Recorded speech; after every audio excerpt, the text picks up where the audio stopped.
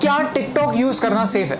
कुछ ही दिनों पहले TikTok crossed 1 billion downloads world wide. इसका मतलब है कि 1/7 of the world population is using TikTok. इस ऐप पर किस टाइप का कंटेंट होता है, वो क्या सोशल मैसेज देता है, वो अच्छा है या नहीं, ये सब बात की बात है। Right now I want to share with you something very dangerous that I discovered about TikTok. You think that I am making sense? इस वीडियो को शेयर जरूर कीजिए, क्योंकि इस वीडियो से किसी ना किसी को हेल्प हो सकती है। आज एक्चुअली मैं बहुत एडवेंचरस फील कर रहा था, तो मैंने टिकटॉक डाउनलोड किया और मुझे एक काफी अजीब चीज रियलाइज हुई। यू सी, जब आप कोई वीडियो रिकॉर्ड करने की कोशिश करते हैं, तब टिकटॉक आपसे आपकी कैमरा की, ऑडियो रिकॉर्ड करने की और SD कार्ड एक्सेस करने की परमिशन मांगता है। ये सारे परमिशंस मांगना बहुत सारे ऐप्स में कॉमन होता है, लेकिन प्रॉब्लम उस चीज की है जिसकी परमिशन टिकटॉक आपसे मांगता नहीं है, लेकिन फिर भी डेटा आपसे चुराता है। That's your location. आप ये खुद चेक कर सकते हैं। सेटिंग्स में जाइए और ऐप परमिशंस में जाकर टिकटॉक को सर्च कीजिए। लोकेशन का कहीं पे मेंशन भी नहीं होगा। लैंग्वेज सिलेक्ट करते वक्त मैंने सिर्फ इंग्लिश सिलेक्ट किया था, फिर भी मेरे फीड में हिंदी वीडियोस है, मराठी वीडियोस भी है। टिकटॉक को कैसे पता चल रहा है कि आप कहां पे? जस्ट एज अ प्रिकॉशन मैंने लोकेशन भी ऑफ कर दिया था। लोकेशन ऑफ करने के बाद गूगल मैप्स भी ठीक से नहीं चल पाता, आरोग्य सेतु ऐप भी नहीं चलता। These important apps also can't work without you giving them the permission. मैं मुंबई में हूं, मुझे मराठी आता है, मुझे हिंदी आता है, ये टिकटॉक को कैसे पता चल रहा है? If you want to cheat your location, there is a very simple trick called a VPN, virtual private network. Okay, so मैं अभी एक VPN यूज कर रहा हूं और मेरा लोकेशन मैंने USA में सेट किया। On YouTube all the ads that I am getting over here are from the US। So मैंने YouTube को ट्रिक कर दिया। एज यू कैन सी मेरा हॉटस्टार नहीं चल रहा है, और मजे की बात यह है कि अगर मैं टिकटॉक पे जाता हूं तो I can see all the same videos. So how is TikTok doing it? I found the answer. TikTok is using the data from your SIM card. जो सारा इंफॉर्मेशन जा रहा है वो मेरे सिम कार्ड से जा रहा है। क्या आपको समझ रहा है कि ये कितना डेंजरस है, कितना सिनिस्टर है? सीधे सिम कार्ड से आपकी रीजनल इंफॉर्मेशन लेना, डोंट यू थिंक एक वीडियो शेयरिंग ऐप के लिए ओवरकिल है, अननेसेसरी है?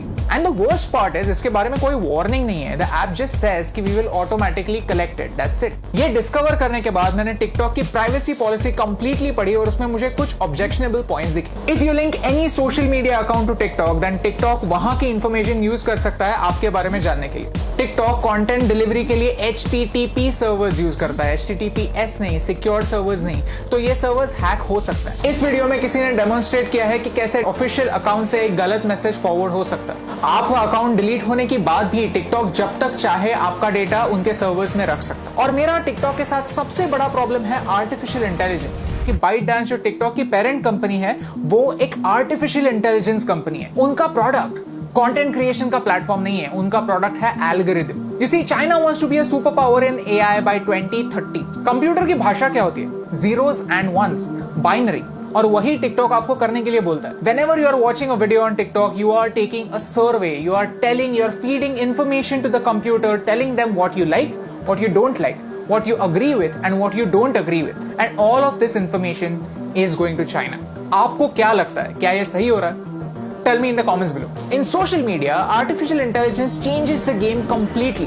कंप्यूटर डिसाइड करता है कि आपको क्या देखना चाहिए और क्या नहीं देखना चाहिए। सर्च का ऑप्शन ना होने की वजह से प्लेटफॉर्म कंट्रोल करता है कि आप क्या देखेंगे, और ये एक बड़ा प्रॉब्लम है। ओके, सो चाइना पर आता है। चाइना में ऐसा लॉ है कि if you are a Chinese company, then you have to share the data that you collect with the Chinese government. And because of this, Indian Ministry of Defence ने armed forces को 42 apps अपने phone से delete करने के लिए कहा। India does not have a proper data protection act. We ourselves need to be extra safe. China में freedom of press है ही नहीं। पूरी प्रेस गवर्नमेंट के कंट्रोल में। Syria, Saudi Arabia, Afghanistan, Somalia, ये कंट्रीज भी फ्रीडम ऑफ प्रेस की स्केल पर चाइना से ऊपर आती हैं। और यही सारे रेस्ट्रिक्शंस उन सारे लोगों पर भी अप्लाई हो जाते हैं जो चाइनीज एप्स यूज करते हैं। Start talking about Tibet, start talking about Hong Kong, start talking about Taiwan. अगर आपका वीडियो स्ट्रेट अवे बैन नहीं हुआ तो वो ज्यादा लोगों तक नहीं पहुंचेगा। यू सी, आज चाइना को तिब्बत से प्रॉब्लम है, कल अरुणाचल प्रदेश से भी हो सकती है, लद्दाख से भी हो सकती है। If you can't talk about this stuff, how will you know about it? How will you raise your voice? And by using these Chinese apps, we are supporting China's version of the internet. Privacy on the internet is a myth. हम जब भी कोई service free में use करते हैं तो हम उनके प्रोडक्ट होते हैं, हमारा डेटा हमारी करेंसी होता है। शुड यू डिलीट टिकटॉक और any other app for that matter? ये बताने वाला मैं कोई नहीं होता।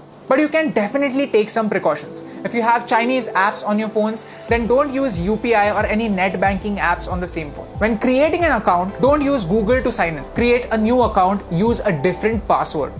Cyber theft is real. Keep changing your passwords and keep your emails safe. If you go to haveibeenpawned.com, you can find out whether your personal information has been breached. All I want to say is this is not TikTok versus YouTube. I am giving you TikTok's example because TikTok is popular and you can check it yourself. If you're a TikTok creator, then this concerns you more than me because आपका data ज़्यादा share हो रहा है. It's important for you to know कि China के products को सस्ता मत समझिए, China के apps को free मत समझिए, because everything comes at a cost. My question is, can you pay the price?